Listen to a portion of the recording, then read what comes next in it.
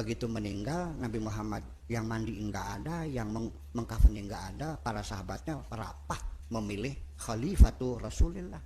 Yang aneh lagi Sayyidina Ali nggak diundang. Abu Bakar mengatakan saya sebagai khalifah, yang ngangkat siapa? Nah, ngambek kan pendukung Alinya, yang mendukung Ali namanya Syiah, yang mendukung Abu Bakar namanya Ahli Sunnah wal.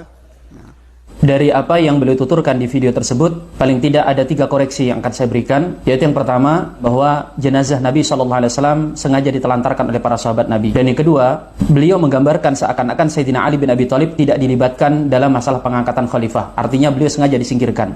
Dan gambarannya juga Abu Bakar seakan-akan beliau berambisi untuk menjadi khalifah, menjadi pemimpin pengganti Rasulullah SAW. Dan yang ketiga, istilah yang beliau sampaikan bahwa Syiah itu adalah yang mendukung Sayyidina Ali dan Ahlu Sunnah itu yang mendukung Abu Bakar. Dalam artian, mereka yang mendukung Ali dan anti Abu Bakar itulah Syiah, dan yang mendukung Abu Bakar harus anti Ali dan itu adalah Ahlu Sunnah. Di video ini kita akan membahas poin yang pertama, yaitu sahabat seakan-akan menelantarkan Nabi SAW. Tentang Rasul SAW yang wafat di hari Senin dan baru dimakamkan di hari Rabu, itu adalah hal yang memang tercatat dalam Sirah Nabawiyah.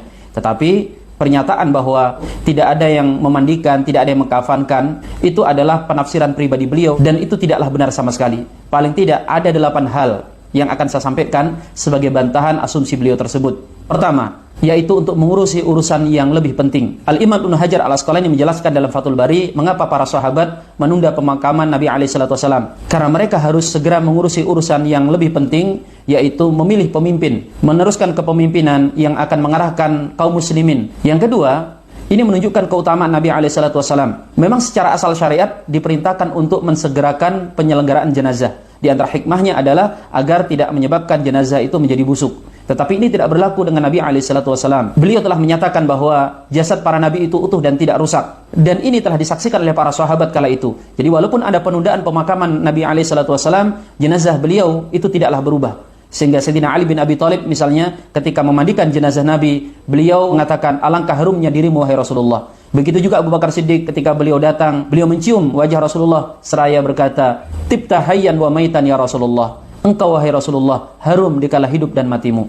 Yang ketiga, penundaan pengurusan jenazah ini karena memang ada perintah dari Nabi SAW. Dalam sebuah hadis riwayat Tabari, Rasulullah SAW bersabda, jika aku meninggal, maka bermusyawarahlah kalian selama 3 hari. Suruh Suhaib untuk mengimami sholat. Dan di hari keempat, kalian harus benar-benar sudah memiliki pemimpin. Jawaban yang keempat adalah agar para sahabat secara keseluruhan mereka bisa mensolati Nabi SAW. Seluruh para sahabat itu mensolati Nabi SAW kebanyakan secara sendiri-sendiri. Dan bisa kita bayangkan ada ribuan orang yang mereka semuanya ingin mensolati Nabi SAW. Dan mereka dibuat giliran. Yang pertama adalah kaum laki-laki. Kemudian setelah selesai seluruh kaum laki-laki, baru kemudian kaum muslimahnya. Dan setelah itu barulah anak-anak. Bisa kita bayangkan berapa lama proses pelaksanaan salat jenazah ini. Yang kelima, karena para sahabat itu berselisih. Ketika beliau dimandikan, apakah dibuka bajunya seperti jenazah-jenazah yang lain ketika dimandikan. Dan setelah itu beliau dimakamkan di mana. Mereka sempat berdebat sampai kemudian mereka kelelahan. Dan riwayat menyebutkan dalam sebuah hadis, ada suara yang kemudian mengatakan, mandikanlah dia dengan pakaiannya. Barulah para sahabat kemudian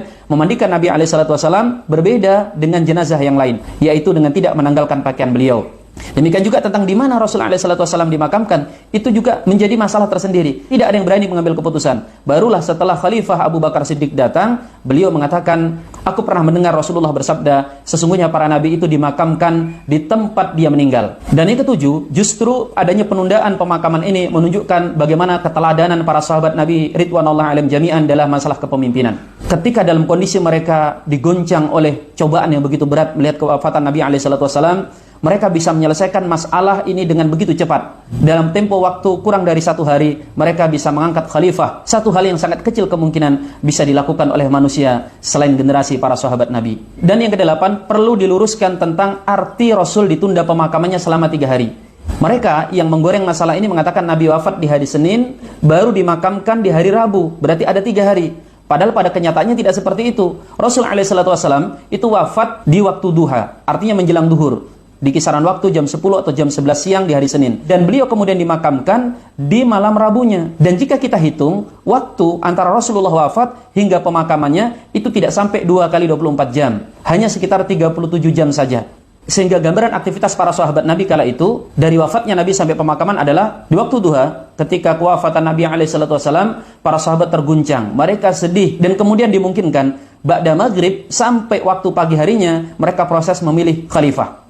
Dan kemudian di pagi sampai siangnya proses baiat. Lalu di hari Selasa siang harinya mulai proses memandikan jenazah Nabi SAW. Dan kemudian ba'da zuhur sampai mendekati tengah malam itu adalah proses pelaksanaan sholat jenazah yang bergantian itu. Dan kemudian di tengah malam jenazah Nabi SAW sudah dimakamkan. Sehingga dari sini kita lihat tidak ada pengabaian jenazah Nabi SAW. Semuanya berjalan normal. Ini penjelasan poin yang pertama. Adapun tentang poin kedua dan ketiga, insya Allah akan kita bahas di video selanjutnya.